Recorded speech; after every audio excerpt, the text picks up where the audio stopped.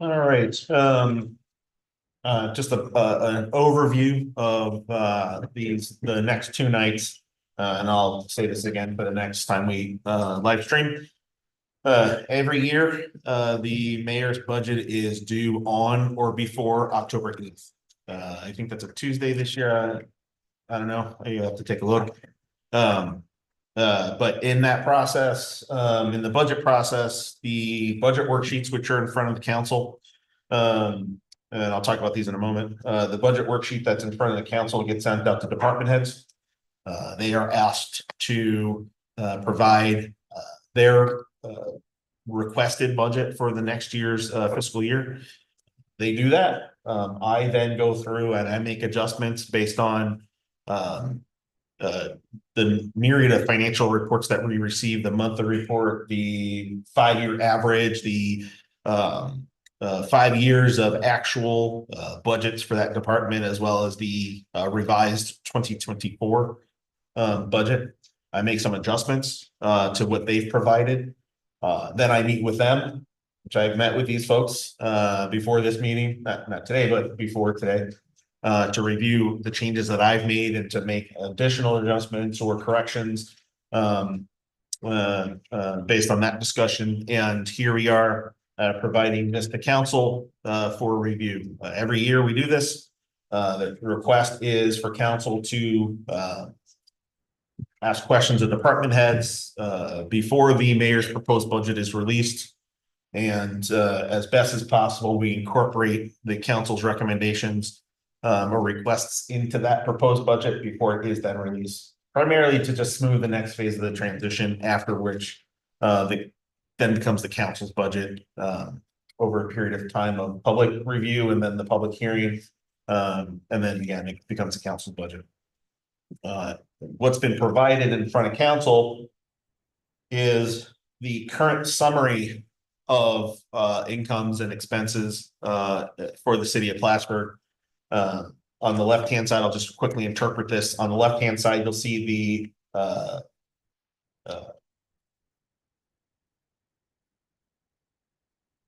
departments and funds on the left-hand side. Those are the categories that you're seeing titled, starting with the general fund and all of the departments that are in the general fund. The RCX is the rec complex. It's a completely separate fund. That's number 2. The number 2 fund, the parking fund, the water fund, sewer fund, library fund, and then MLD. Then below that is a summary of all of those funds together with the income and expenses outlined there. Again, that is the 2024 column moving in from left into right, and that's currently as it is. It's typical. I wouldn't look at it, and I'm not looking at it freaked out. It's typical that it looks like this every single time this gets provided every year. But that's what the current revised 2024 budget looks like with both expenses and revenues. The next column in with the heading of 2025 department proposed, that is what the department has proposed. That's their column. Those are the numbers that were first provided to my office with departmental expenses and projected revenues calculated out. That's what it looks like. Again, moving over, and it also provides a percent difference between the revised 2024 budget to what's being requested or proposed from the departments. Moving into the next column is are the changes that I've made thus far. There is more work to do. You'll see that the expenses outweigh the revenues in this proposal as it is by $300,000. It's not a huge gap to make up. Last year we made up a $2 million deficit. So we're not looking at that much of a gap this year. It's completely manageable, and I'm not concerned about making up that gap right now.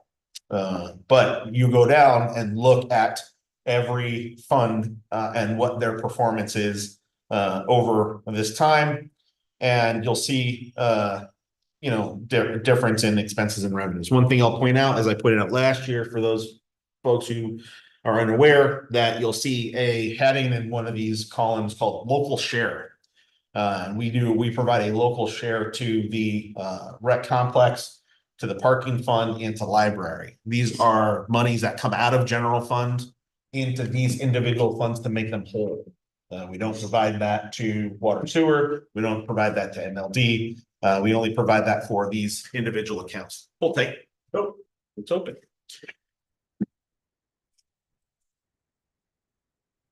So that's the local share that we provide. You can compare that over the last year, as well as what's been proposed by the departments and what's been provided by my office. Then the final column is the council's column. That's, what the council changes that the council makes for the council's adopted budget. That's what will be filled in there, and it'll be the ability to compare between what the departments have requested, what my office is proposing, and what the council makes changes to. So that's the summary. That's that summary page. Tonight we have a number of departments that we'll go through, which those sheets have also been provided to members of the council, and we'll go through those now. Any questions so far? No? Okay. We'll turn it over to you all. Ideally, we'll just go through the budget as we've done last year, as we sat down and did in my office as well. Go through the budget, outline expectations for 2025, as well as any major changes, initiatives, or hiring, staffing, or anything like that. And then we'll just turn it over to council and they can ask questions or make judgments.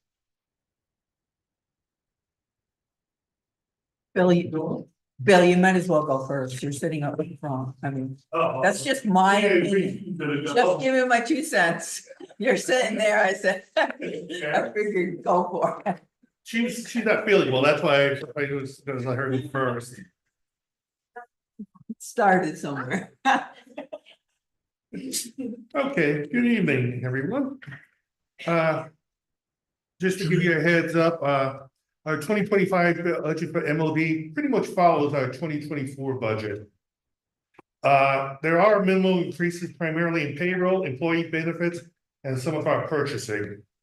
Additionally, we also budgeted higher this year for our electricity purchases costs because of the projected winter that's projected by the weather folks. Bite your tongue.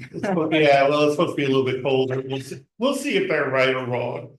And also, the state has indicated our famous topic, the rec execs are going to go up some more. So we added about $1 million more than from last year. If you've got your MOD sheet there on the first page, primarily we're showing just the revenues on that page. With any questions on those revenues, check the revenues.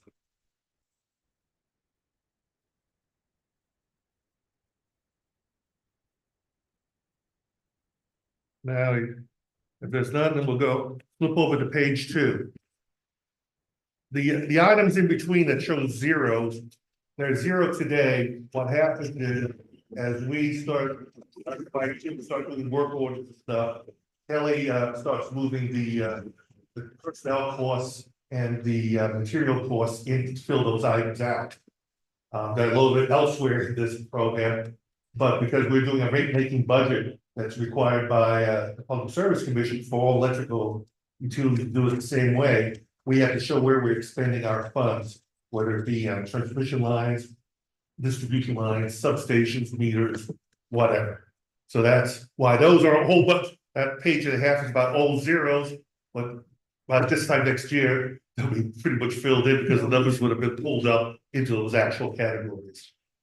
And when we have to go for a rate increase, the Public Service Commission wants to see where actually we're spending the funds in what areas.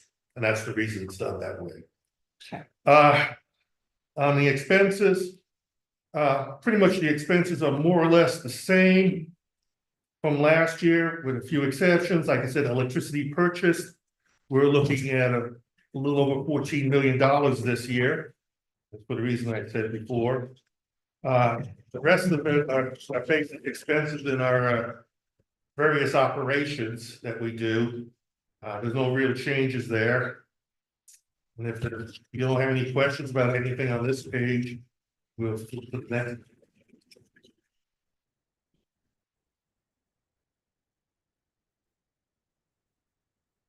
So collected revenues, that's what we could get from people. That's from ratepayers. We're required by the Public Service Commission, every time we do a rate case, they identify a amount of money that they will cover our losses up to a certain point. This one is based on 2009, which went into effect January 1st, 2010. They said 65, so if you keep your losses below 65, you're making some money. If you go over 65, Then you're, okay, then you're taking money out somewhere else in your operation in order to cover the losses. okay, gotcha. Unfortunately, the electricity bills have to be paid. Yes, they do. Yes, they do. Typically, normally, I should say, we are below that 65, except for this year, and that was because of the illegal crypto operation that we had running. That left us a $56,000 Yeah, debt. yeah. So we're gonna be over this year for the first time, in my memory at least. So on the next page, if you go down a little. Sorry, Bill, just a quick question Sure. about that specific, capital cost budget. Okay, Do we just get a check cut to us for that amount? no, So we have to report back, hey, this, for this year, this is how much we. we just, When we collect- it's buried in our account. Okay. So, yeah, when they did their, when the Public Service Commission decided the rates back in, then 2009. They built that 65,000 into the rates. Gotcha. Okay. So, yeah, we don't report, we actually do report it when we do our annual report to them every year. At the end of April, and it's reported in how much we actually had to use out of that, so Okay. they do know about it. Yeah. First, okay. Next page, I mean, you start getting towards the bottom of that first quarter of the page there, starts getting the payroll. The payroll is up, like I said, basically because of the contract requirements. And it's for next year, it's $2,779,894. And then below that, you can see overtime, and that includes not only overtime, but shift time. There's 3 individuals that get shift differential, 35 cents an hour and 40 cents an hour, depending if you work the 3 to 11 shift or the 11 to 7 a.m. Yeah, they get 40 cents more. It's not a whole lot of money, but it's in there. And then we have the emergency temporary. It's in our contract, and we're probably the only department in the city that uses that, the civil service approves. And what that is when the crew chiefs or the line supervisor are absent because of sickness or on vacation, the next lower person can move up and fill that position. And they will get that pay for that duration until the person comes back. Really? It's a safety thing in order to have the linemen properly supervised and so forth. It's a pay differential based on the title that they're working up into. Yeah, they will get that And salary. it's required that they get paid for working up. I Yeah. think that's really good. Well, last time I talked to civil service, we're the only ones in the city that do that. Yeah, my But husband worked for a it's union and a his safety doesn't do thing, it, so yeah. that you have a proper supervision, watching the people who are working high voltage lines. Yeah, Because it that's is great. dangerous work. We do it elsewhere in the city, though. If somebody has to work in upwards, Yeah.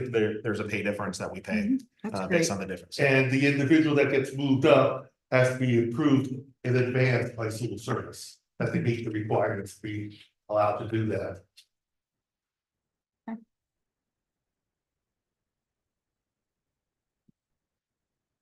Right underneath that is non-payroll compensation, and that is primarily clothing allowance. The union contract requires a payment of $400 to each union member on the 1st of July every year, allow them to buy personal equipment for themselves. It also includes the health insurance buyout that 60 individuals are using. So that's what's in that number.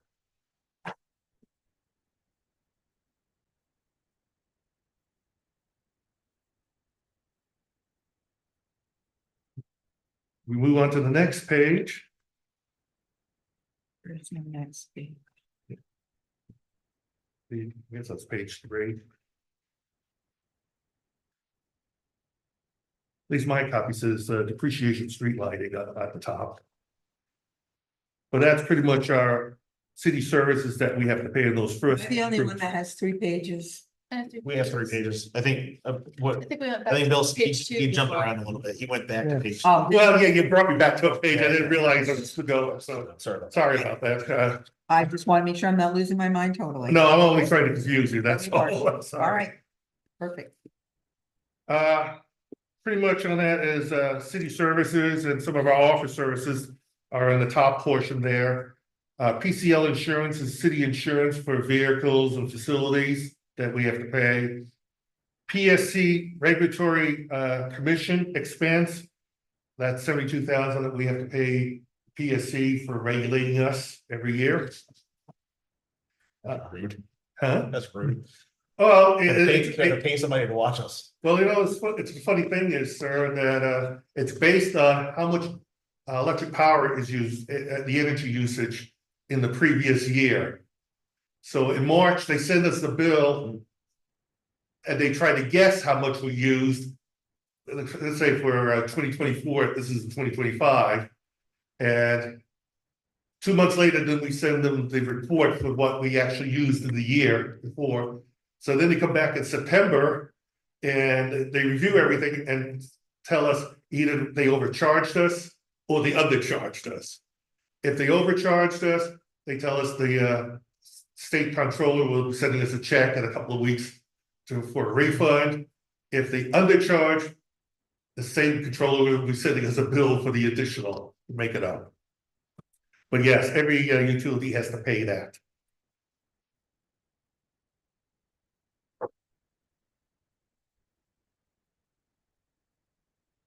The only other things on there are like our association dues is what the MEUA dues are. They also, the MEUA also covers the APDA dues for the national agency for us. Then we have our debt service that we have the principal payment and the interest.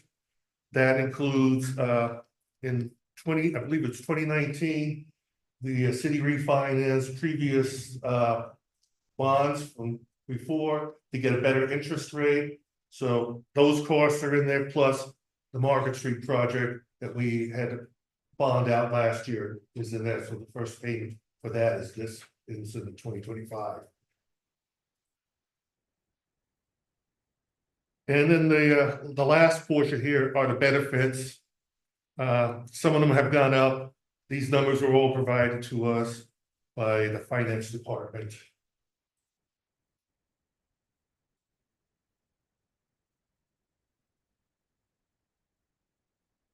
That's the health insurance, disability, cafeteria plan, so forth.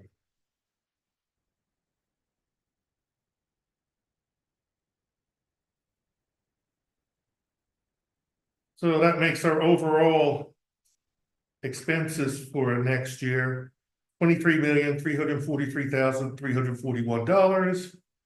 And our revenues we're projecting at the moment is almost $15,000 higher. So our budget is in the black, That's awesome. assuming nothing changes between now and December. Yeah. You touched a little bit when you and I talked about the fees that are being incurred by New York State. Yeah, Touch on those a little bit, please. Oh, yeah. Just to outline what they're for, how much, generally are we looking to pay, and can we get out from underneath that? The first answer, can you get out from under them? No, unless you change the government in Albany, probably. The Rex Exec program was put into place by the former Governor Cuomo in 2017.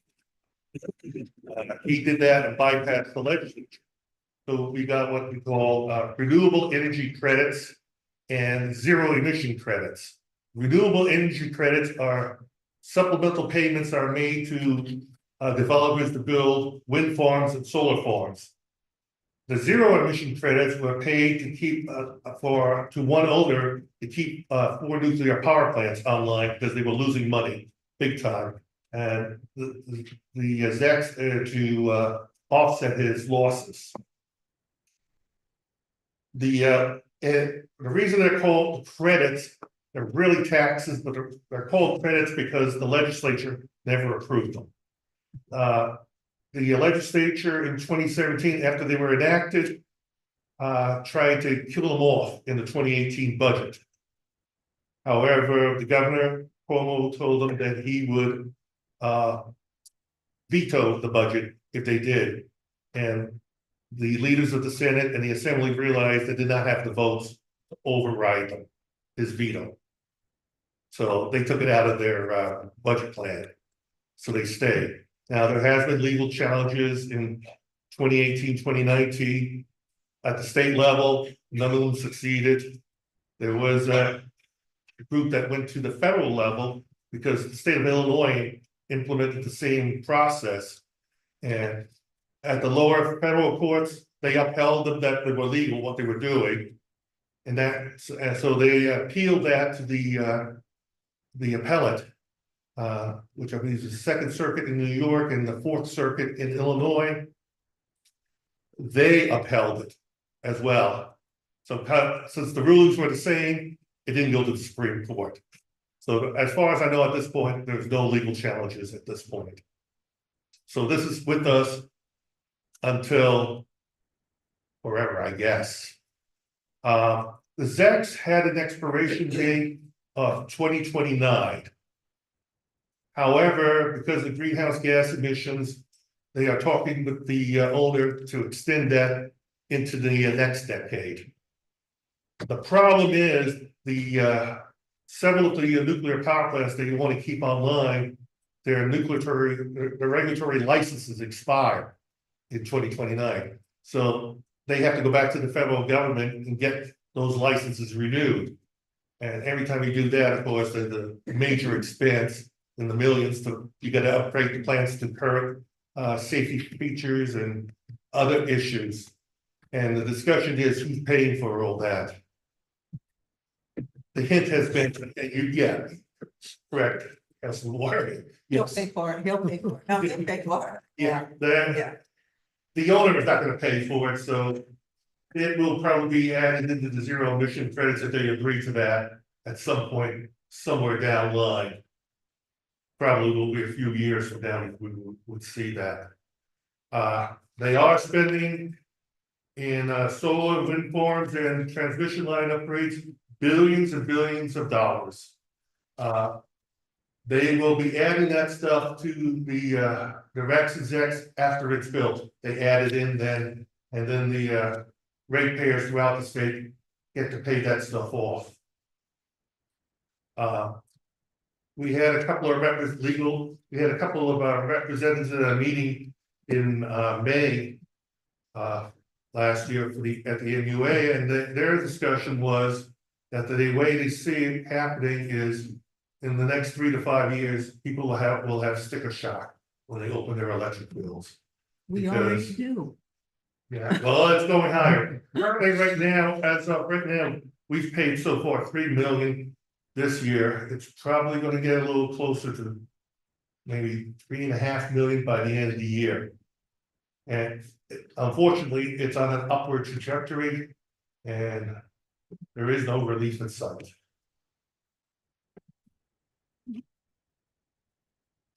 That's your question, Mayor? Yeah, thank you. Anything else for Bill? MLD? Yeah, go ahead. Just one comment. You know, it appears like this, move to make everything move towards electricity is doomed to fail because in the foreseeable future, there's no way we're going to turn New York State totally electric. You know, that's sort of the plan, is to get rid of all the other energy sources, and I don't see how Well, it's kind of In any interesting that way. you say that, because I that's think gonna there's help. some realization coming to some areas in Albany as well. And lately, there's been a lot of discussion of going nuclear. Building more nuclear power plants, and what they're looking at. Pretty much is there's this modular nuclear component. That it's all built in a unit that controls the uranium rods. Everything is built in, all you have to do is. Bring it out to a site, put a concrete pad down, lay it down and wire it in. It's all self-contained. Typically, it's about 3 megawatts, these small modular units can generate. And they're scalable, so you can put up to 12 together. And the thinking is with these businesses, especially data processing centers, because with them go to this AI, their power usage is increasing by 5 to 10 times the amount they're using right now. There's no way solar and wind is ever going to meet that requirement. So they're thinking about going to this. The problem, of course, is now instead of one big nuclear power plant in one area, you might have 15 or 20 little nuclear power plants. So your proliferation of nuclear materials can be a problem. People want to break in and steal the uranium and so forth. That they haven't figured out yet how to handle that. But that's what they're starting to look at, that, not just New York, but other places as well. Because like I said, with solar and wind, the other thing that you notice in New York State, the solar and wind, is more developers are building solar farms than they are building wind farms. And the state really wanted more wind farms because you can get wind at night, you can't get solar at night.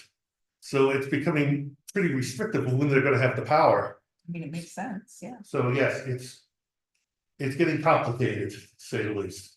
And as they're signing contracts for new businesses to come in, power intensive businesses, the goalpost on how much they need, it keeps moving further and further back.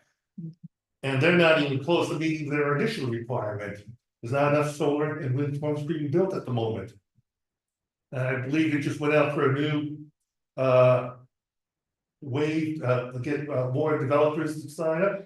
They got less than they got the last time around. Oh, yeah. So the numbers are dropping and they don't know what to do. New York Power Authority has been tasked by the legislature to fill the void. They're not quite sure how they're gonna do that either, but. They're working on a plan, supposedly they promised to have it by next year, so we'll see what that comes out, but we don't know.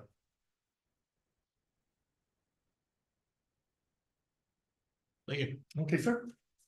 Have a good evening, everyone. Thanks, Bill. Thanks, sir.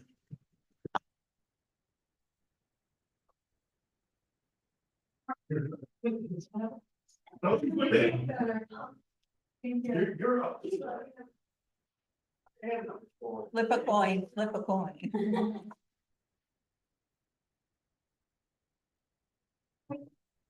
Okay, so my department is fund number 5.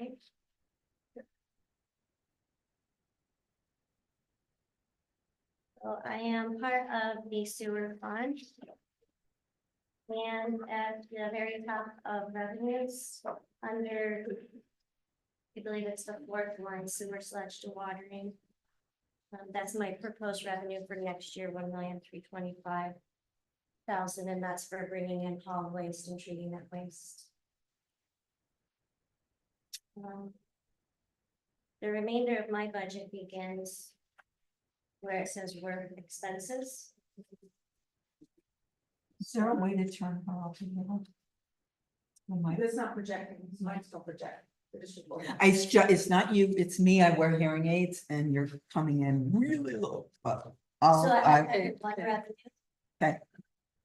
And then my expenses start at work expenses So that's on the second page.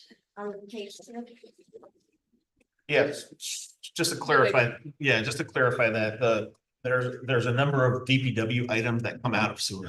Yeah. Sewer admin, there's a sanitary sewer, and it's all indicated by dash DPW. those are Department of Public Works expenses that are charged against the sewer fund. Same thing with water. There are DPW expenses that are charged against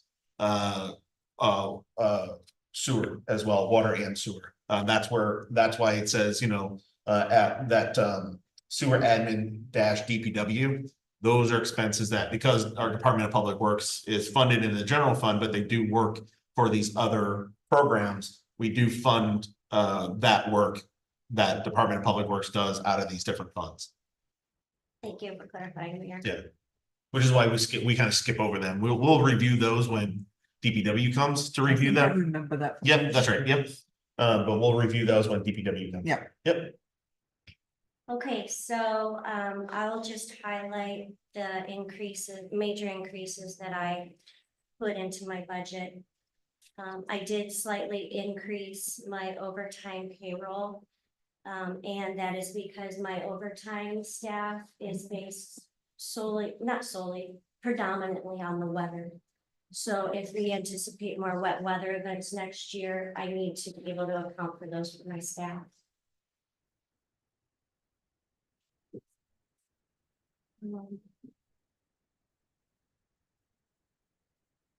Also in that first section of expenses, I have increased the line item for vehicles. My department's in need of 2 vehicles, but I was able to work with the planning department to be able to get funds for an electric vehicle. So the 65,000 will cover any extra if we need to pay above what we're going to be given for that electric vehicle, plus the addition of a second pickup truck for my staff. And that's replacing a 2006 Chevy, which is on its last legs. But you're looking to get one for next year too? I'll be getting it next year. Okay. Okay, I increased the contracted services under 4430. I have $50,000 that is allocated towards engineering services for CEM Smith. And some of that will be for grant administration for the various grants that we have for water infrastructure and sewer infrastructure.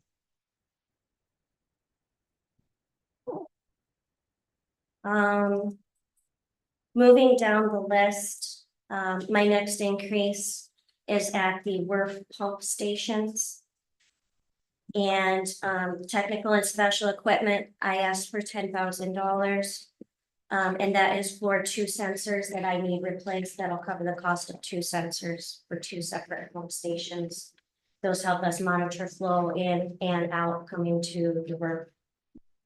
And those sensors also allow us to receive emergency calling, say the power goes down and we need to go address an issue at one of the pump stations. My budget pretty much remains the same as last year until we happen upon WRF secondary clarification. And this moving forward, my increases are largely to chemicals. Sodium hypochlorite, thiosulfate, and alum, which we use, and polymer. So this one particular, I allocated 10,000, that's for the alum usage, that's largely to remove phosphorus.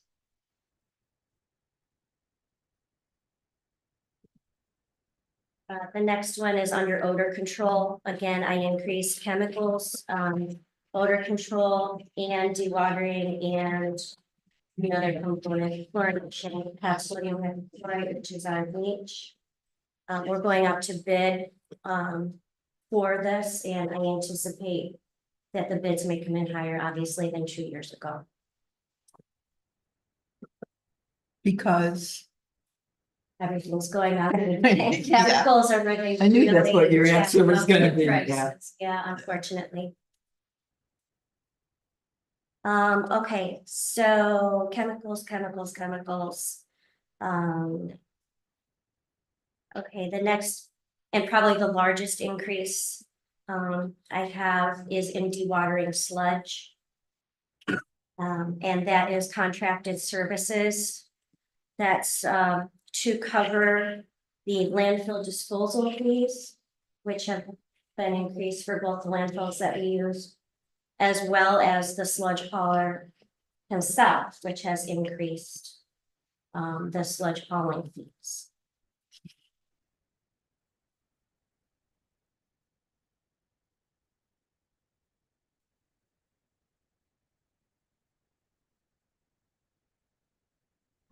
I asked for $1,000 under process monitoring. That's in addition to what was budgeted, so that I could purchase another sampler to have a backup. And I believe that that covers all of my major increases for next year.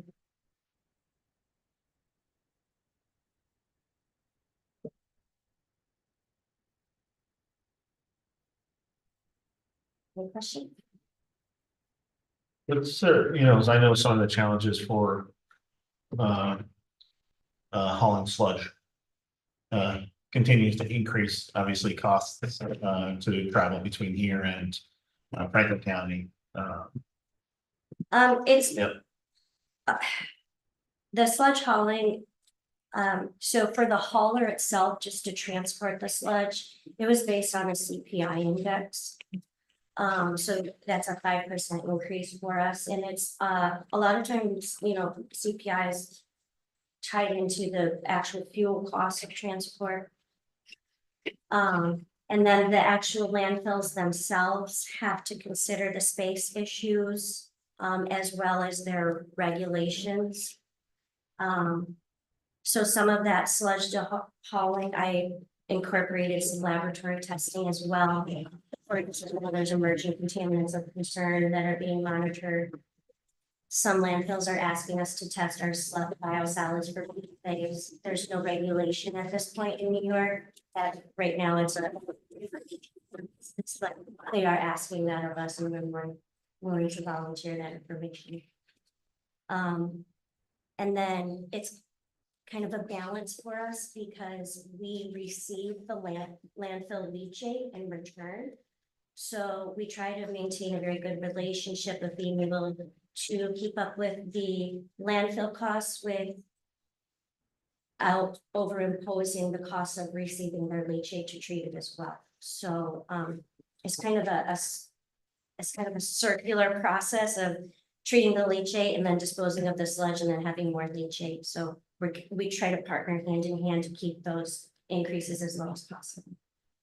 See any future development of technology to handle sludge processing, or what to do with this sludge product? So we have looked and have done studies in the past for what we would like to envision in our region as a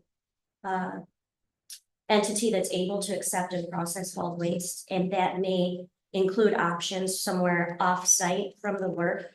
For example, the port, we've looked at for options for either taking our sludge and creating maybe a biogas or an inert product that could be sold on the market. Or there are other options that we could install equipment in the future should we need to at our facility. So some landfills and some water resource recovery facilities have incinerators on site. And that not only they would have drying equipment to dry the sludge, but then by incinerating it, that's one of the ways you can remove PFAS and emerging contaminants. And so we have at the city done a lot of legwork as far as being able to study our options and evaluate the sources in the region that we could draw in and pull into, maybe one day use that as another source of revenue as well. I know that there's farms that use methane, they use their animal waste to process methane. Yes. Is that what you're Yes. referring to? Yes, and we actually, in one of our studies, reached out to local dairy farms as well to see what their needs were. It wasn't just, in our county, but in multiple counties and in Canada as well, to see what sources of hauled waste there are and what we could do as maybe a regional acceptor of those wastes. And yeah, one option like those farms would be, we could co-generate where we would create a product that's more environmentally friendly to dispose of, while at the same time maybe generating some biofuel. Yeah, because there's still a fair amount of water left even after going through the belt filter press. If we could, I mean, this is just futuristic things, but you know, if we could eliminate some of that water weight, because we end up paying for, you know, treating water, but there isn't a real practical way of dewatering further, but it's definitely Yes. worth looking In our into. belt filters, they are relatively new. We did have our dewatering project finish up a few years ago, since I've been there. And it has increased our sludge solids from around 20%. We're usually around 23, 24, but we've seen up to 30% solids. So it has, in that small amount, that small percentage, dramatically reduced costs for the landfill for us. And allowed us to remove some of that. So yeah, but yes, there are further steps we could take as well. Yeah, if I find it a little bit ironic too, that with the price of fuel, diesel fuel going down, that they're saying it costs them more to haul it.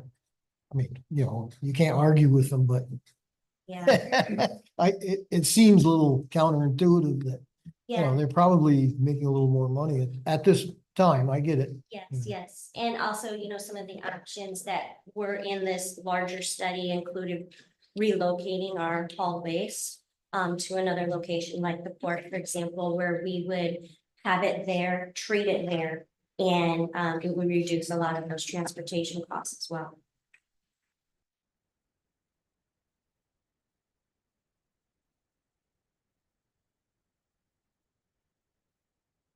Yeah, I was kind of curious. I noticed we take in a lot of sludge. How much revenue do we get? I know it's probably in here somewhere.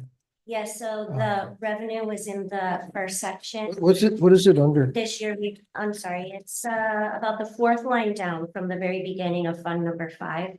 It says sewage sludge dewatering. Oh, okay, that's where, Yes, and so this year, we predicted 1.3 million. We're very, very close to reaching that. I kind of capped it at about the same for next year because I don't anticipate receiving any large sources that would bump that up. So I think we're gonna be about status quo for what we bring in for next year. yeah, it's an important source of revenue for all wastewater plants. Yeah. For that matter. In terms of the forever chemicals, there was a period of time when the Superfund rules were about to change to include penalties for end processors like us and other municipalities who process that waste. There were some penalties built into changes to that law that would have been pretty severe for us in the short and the long term. We were able to kind of fight against that and educate our lawmakers that was not the right move. If anything, you know, the people who are creating these chemicals should be the ones being held accountable, not the people who are responsible for processing and returning it back responsibly to the environment. Yeah, we have zero control over what people Mhm. send to us, and that's not our fault. Yeah, well, it's not our fault, so don't punish us for doing it, you know? We are Fine. able to have a little bit of say with our industries, for example, our paper mills. So when I do my annual inspections, I make sure that they're using their PFA-free chemicals. And then we certify the chemicals coming into our plant are also PFAS free. We do the same with low level mercury analysis as well. So as far as the industrial standpoint, we can have more say. But unfortunately, these forever chemicals are even in our bodies. So that waste stream, domestic waste stream, is problematic.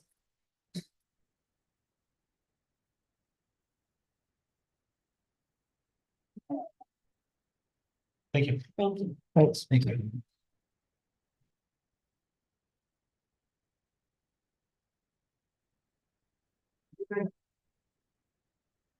Let me guess your water. Yes. I too, like Janelle, contribute to the DPW stuff, so the front page. Is all administrative stuff that Mike takes care of. So I'll start mine on the second page and. Maybe get glasses one of these days. Source of supply. Payroll. It's like the third big header down. Nothing's changed there. Well, I guess it hasn't really changed there. That's just my salary there. They used to do it differently, but now it's all in one. Overtime, let's see, the biggest thing right there is the capital outlay. I'm asking for a V plow. In order to plow to the wells that we're establishing and checking on those every single day. It's gonna go on our 350 dump truck with the salter. So. Got a lot of money out there, so we might not keep knocking out. Chemicals at the reservoir went up. Just because. That's most expensive we buy. Where are we at next? I put some money into repair to equipment. We have both that we do at the reservoir. Replace the props and some fuel pumps and stuff like that on it. Trailer probably could use a little love. Also repair the motor vehicles because we're going to be beating on that truck to plow that road. It's about a mile long in the middle of the woods. And we also have a tractor that we use at the reservoir with a brush hog, and that takes a good beating. And the previous years, there was no money in those accounts. Contracted services went up. We were paying Schnabel Engineering, the people that do the reservoir and the dam for us out of a capital project, but since we're going sort of a kind of different route, we're just gonna make a contracted service line for them. They will also help us do grants and stuff like that. So that was source of supply. So that's essentially the reservoirs, the 3 reservoirs we have, and I guess in the future, it'll be including the wells once those are developed and up online and running. Payroll, the next section down, purification, that's the actual water plant. Salaries went up, union contract, so that's that. Technical supply and equipment. That's gone up. I'm trying to buy unique pieces of equipment for the lab, replacing old stuff. Have a little extra in there, we just got struck by lightning there a few weeks ago, month or 2 ago, I suppose it is now, and sometimes you get those things that I needed. The moment the lightning strikes takes 2, 3, 4 weeks to get them, so I'm gonna throw some of those essential pieces of equipment on the shelf, so we have to replace that at times. Vehicle supplies, again, I put some extra money on there for the trucks at work. We put brakes and tires on a few of them this year. Vehicle parts, same thing. Technical supplies. What was that? Technical and special materials and supplies. Pretty much.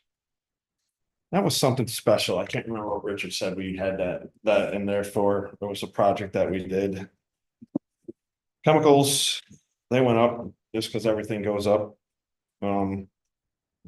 There's money left over at the end of the year, we'll put it back in the general fund. Buildings and grounds, that went up a little bit. We take a lot of stuff out of buildings and grounds. I got when I actually ordered a new brush hog that'll take a large chunk of the remaining budget from there. Office supplies.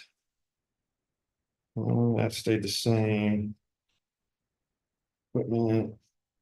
Gas, sewer, telephone, most of the stuff stayed the same. Contracted services went up. Doing a lot more with like CDM Smith, or if we get Barton LaJudas on board to have some wiggle room. Plus, we have companies come up and take care of our equipment, maintain our equipment, calibrate our equipment. We're doing a lot more testing with the Endyne and contract laboratories, and like what you guys were just talking about. Before they get to a big name, they're called unregulated. UCMR fives, and now we're on sixes, they're unregulated materials that will eventually turn into testing, so. State makes them do them, EPA makes us do them, this year we did PFOAs. I don't know what the next round is going to be, whatever new chemicals they discover that's in the water. So. Contracted testing or services will be going up. Well, that's pretty much it for my budget there.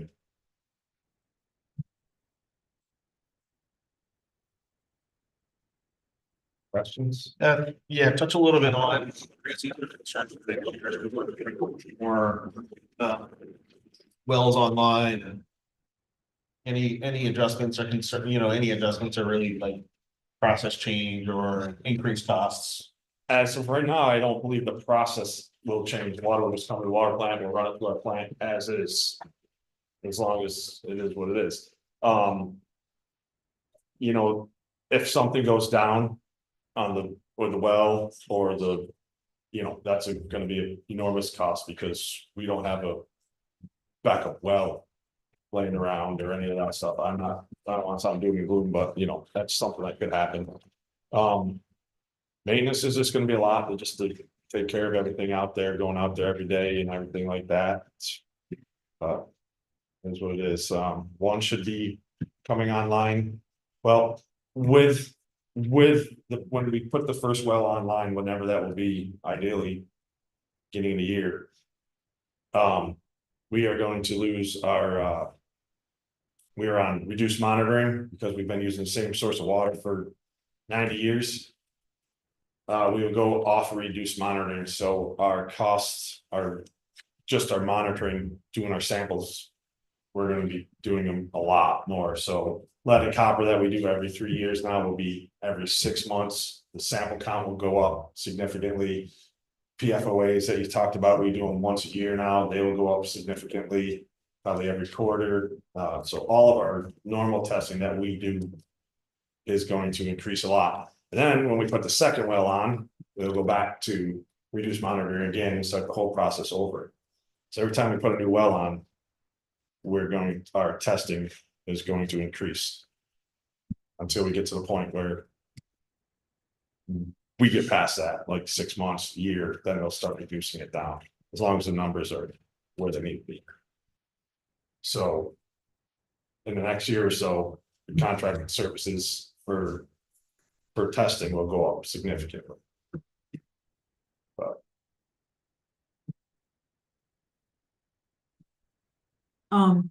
You said there's vehicles that need a little bit of love. How many are we talking?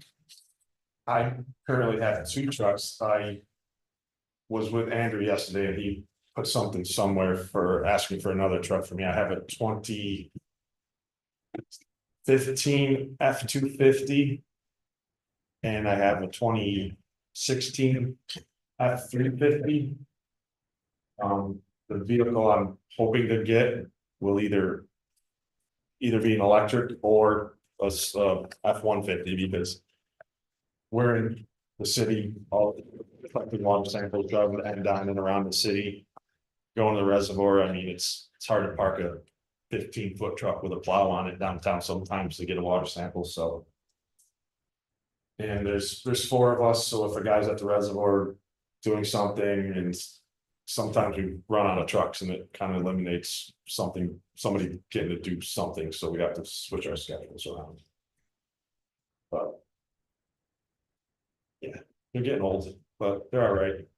All of our stuff is outside. We're one of the sad departments that don't have a nice heated garage, so all my vehicles stay outside in the weather all the time. So just that in general gives them a little extra that they don't need.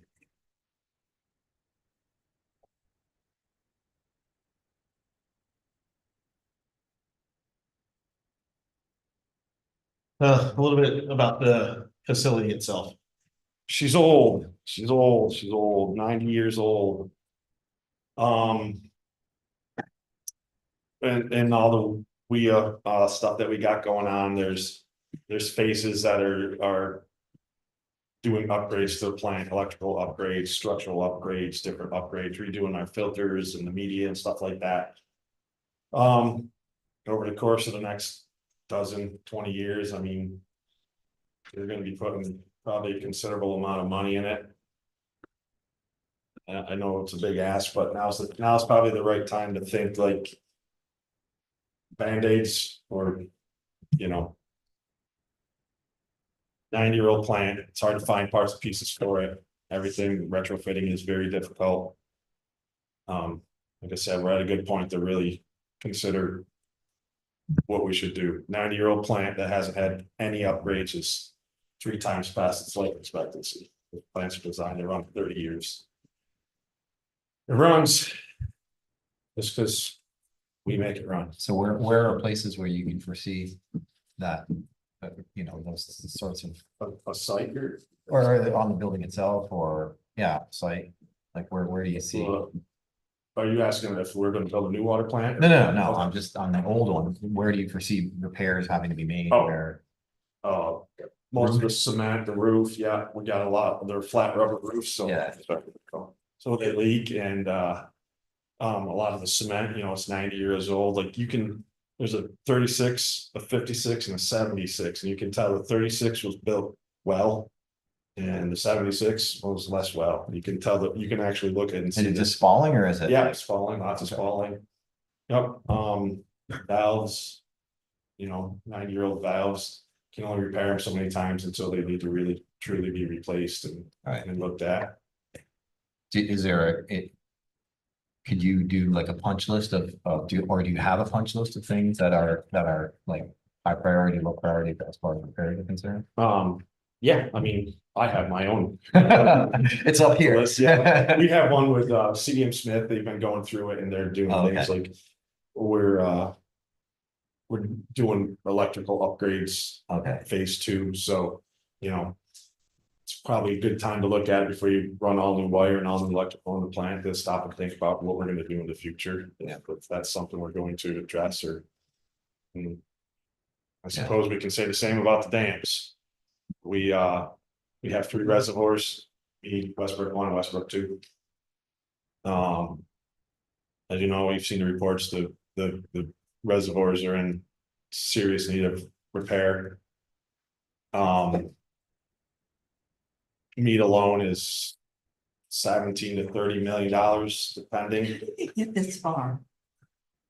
I just, how did it get this far? Years and years and years Of what? of nothing, absolutely nothing being done to them. So as far as the reservoir, Mead is in the worst, Mead's also a class. It's the highest class hazard you can be for a dam. So. Needs a lot of repair, you know, the wide range there is depending on. When it was built back in the, you know, in the 1900s, it was built over a series of springs. So once you get into the ground.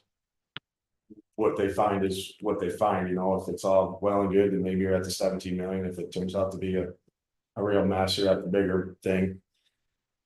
Or the other option is. Get rid of it. That's still gonna cost money. Those numbers haven't come back to see. Well, we know the repair number essentially. I don't know the destruction number, but once we. Destroy it, we don't get it back. New York State won't give us a dam permit to make a reservoir, so. It's So a we're kind of. big decision. I'm waiting for a number of reports to come back in from our engineers out there.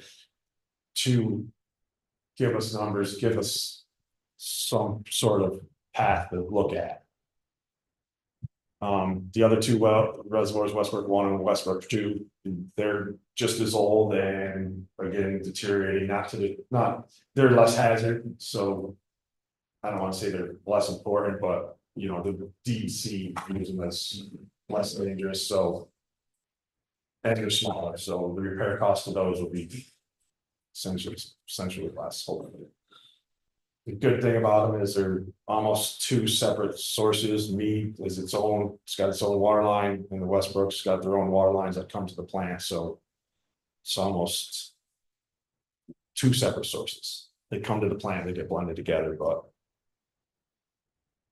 So, yeah, probably by.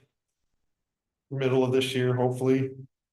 We'll have to have a real large conversation about.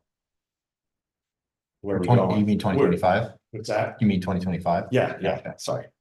Where we're going in the future, in which route and. How much money we want to spend on that route. It's gonna be big. Sorry for bad news. But that's the truth. Yeah.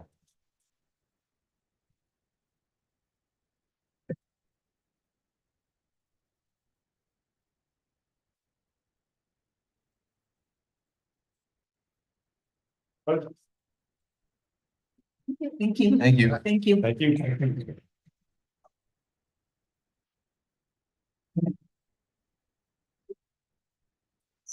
City clerk is not here. We'll just review, the clerk's budget quickly. You'll see not much changes in terms of big swings in revenues. It's pretty standard, pretty typical revenue, reporting slight increases. Then there is no anticipated increase in fees. From this office, made significant adjustments over the years. Hopefully, it's, as the next budget gets developed, those fees will increase. Mostly because you've spent years, decades not increasing fees, but then, you get hit with a major increase, it becomes problematic versus a couple years. And then you increase over time, but hopefully, there's not a lot of time between now and the next time fees increase. Payroll is pretty typical, slight increase because of the rate change. Some anticipated separation next year due to retirement eligible employees. What is the separation pay? Could you- It's typically like a payout or a buyout of benefits, say, vacation pay. Gotcha. Yeah.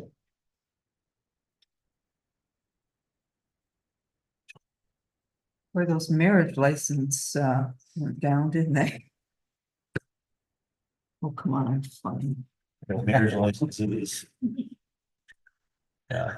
Have divorce licenses gone? Yeah, it was like 5,250 and then it went down to like 4,000 and then 2,000.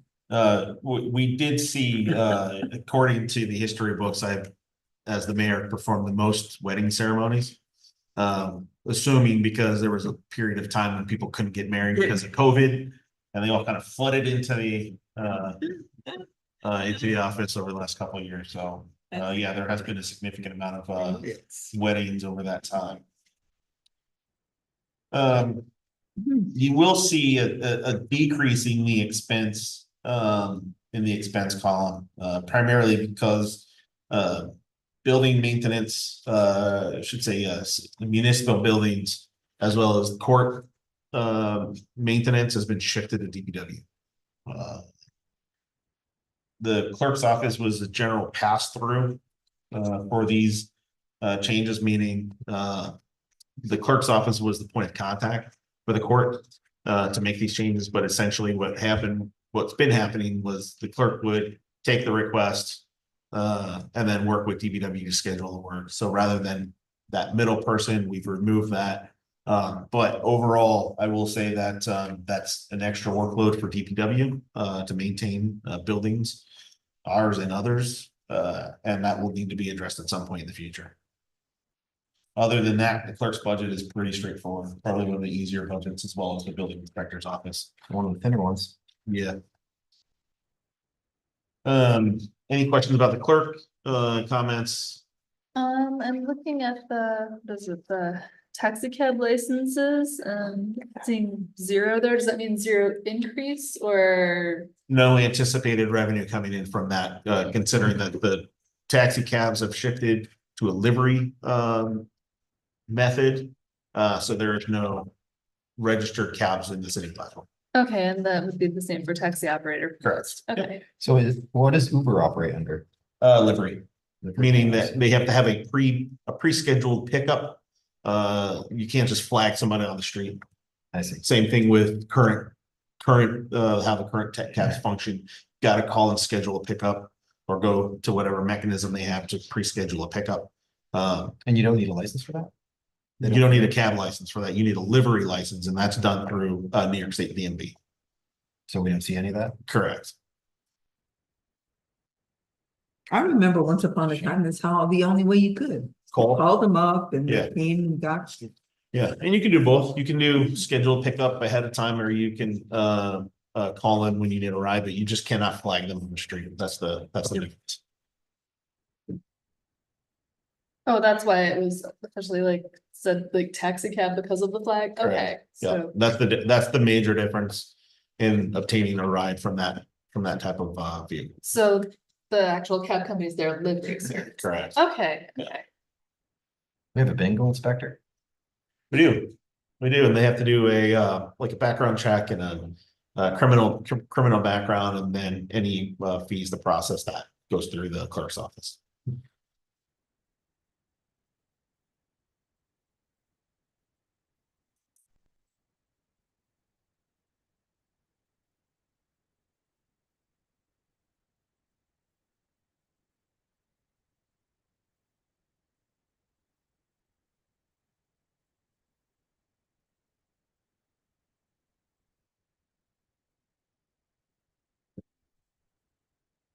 It's good to see people are actually licensing their dog. That's good. Yes.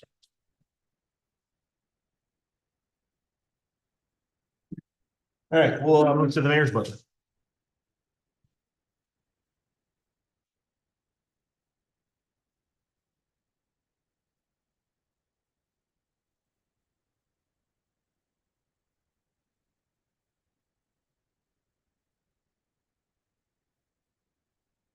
There are very few changes in the mayor's budget. I will highlight the removal of revenue out of this office. There was a revenue item for donations that the city sometimes receives for the number of events that we host.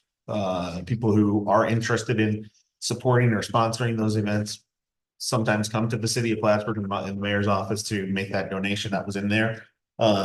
Those revenue items were moved to community development under their publicity and special events.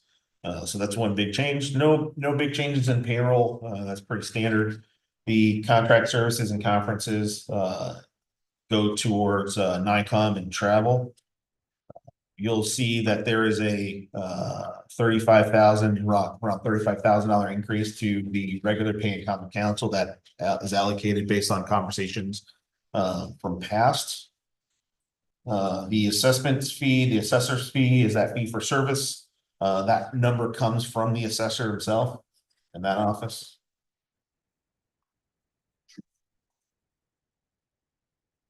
Corporation counsel, special counsel, those fees are pretty standard.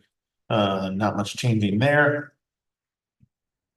Overall, that budget's down by about 9,000. Clerk's budget. Yeah, it's a little bit challenging to say what the clerk's budget is down because those monies have been taken out. All things being equal, that budget would probably be up just slightly just because of the payroll change. Other than that, not much, nothing too exciting happening there. Any questions about mayor's budget or the clerk's budget?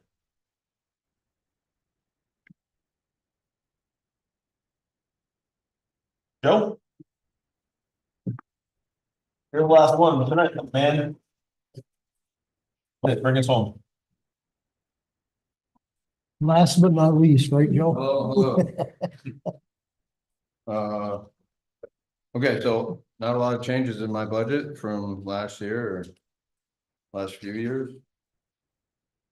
I don't know if you guys have any particular place you want to start.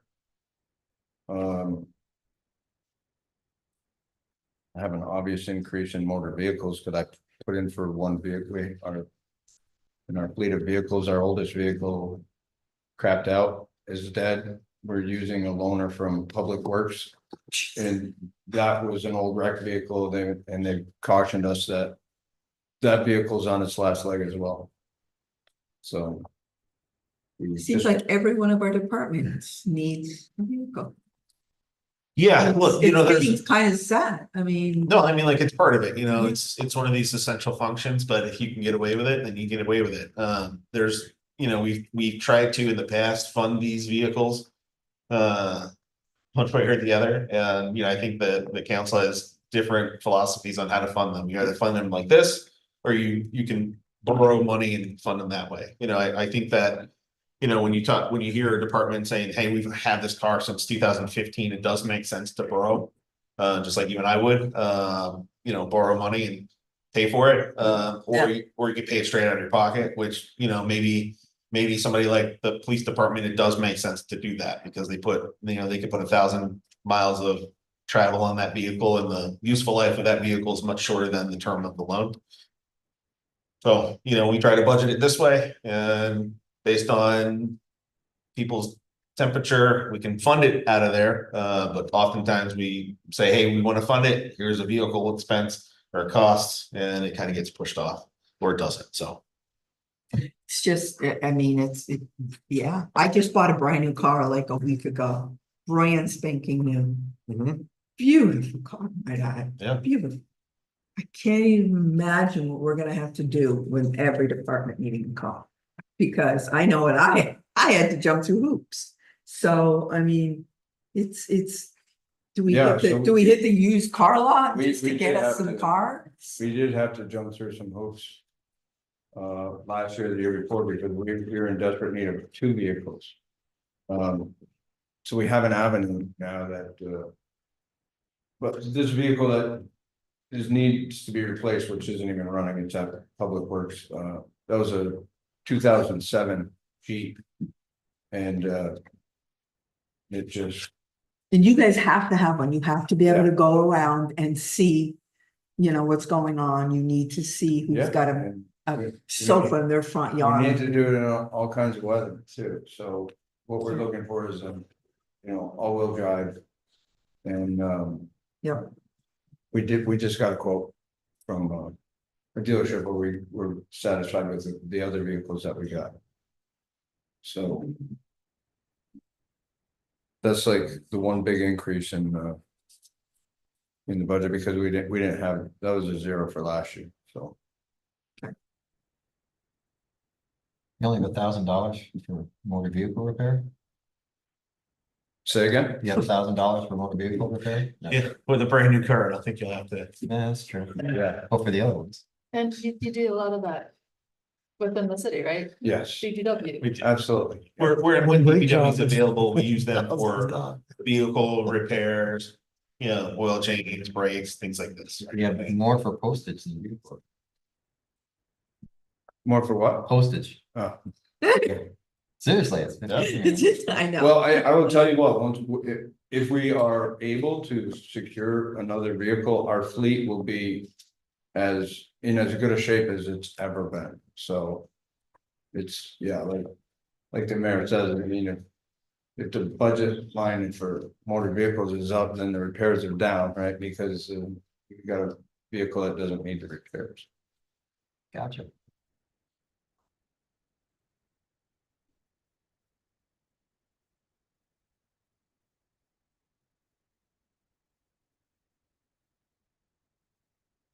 Other than that, there's not a lot of changes.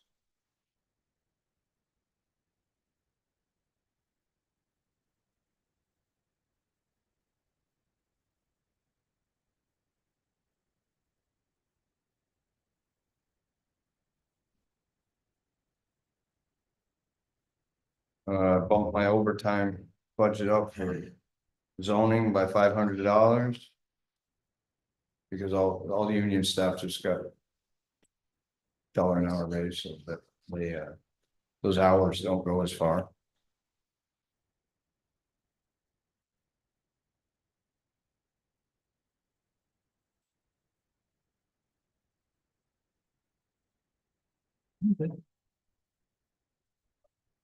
Yes.